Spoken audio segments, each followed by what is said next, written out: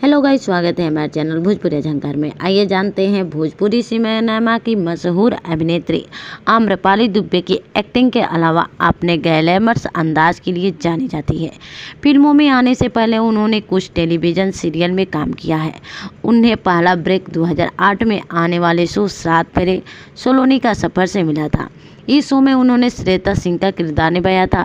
इसके बाद रहना है तेरी पलकों की छाँव में 2009, 2010 और फिर मेरा नाम करेगी रोशन 2010 में शो में उन्होंने अपनी एक्टिंग से फैंस का दिल जीत लिया। कुछ टीवी सीरियल करने के बाद आम्रपाली दुबे ने फिल्मों में किस्मत आजमाना शुरू कर दिया। आम्रपाली दुबे को भोजपुरी इंडस्ट्री में काम किए तकरीबन 7 साल हो गए हैं और इस दौरान उन्होंने खुद को एक अग्रणी और सबसे लोकप्रिय अभिनेत्री के रूप में स्थापित कर लिया।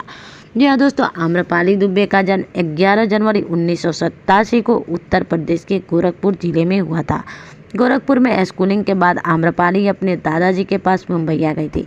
यहीं से उन्होंने अपनी आगे की पढ़ाई पूरी की और ग्रेजुएशन किया, लेकिन एक्टिंग की तरफ रुझान के चलते उन्होंने ऑडिशन देने की शुरू कर दी है। टीवी सीरियल के बाद आम्रपाली ने भोजपुरी सिनेमा की ओर रुख किया। उन्होंने एक से बढ़कर एक हिट फिल्मों में काम कर दर्शकों को दिल में जगह बनाई।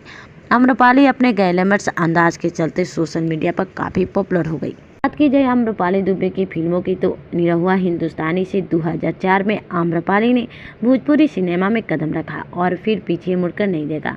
फिल्म में उनकी जोड़ी सुपरस्टार निरहुआ के साथ खूब हिट रही। इसके बाद उन्होंने निरहुआ के साथ तकरीबन 2 दर्जन फिल्मों में काम किया और ये सब सुपरहिट रही। आम्रपाली अब भोजपुरी की हाईएस्ट पेड एक्ट्रेस है और वह 10 लाख रुपए प्रति फिल्म का चार्ज भी करती है। आम्रपाली दुबे की और बात की जाए तो साल 2020 में आम्रपाली दुबे और निरहुआ की शादी की जोड़े वाली तस्वीर खूब वायरल हुई थी। फैंस ने उन्हें बधाइयाँ देना भी शुरू कर दिया था। तस्वीर पर एक से एक बढ़कर एक कमेंट आए थे। दरअसल यह फोटो एक वीडियो शूट की थी जिसे फैंस ने काफ़ी पसंद किया।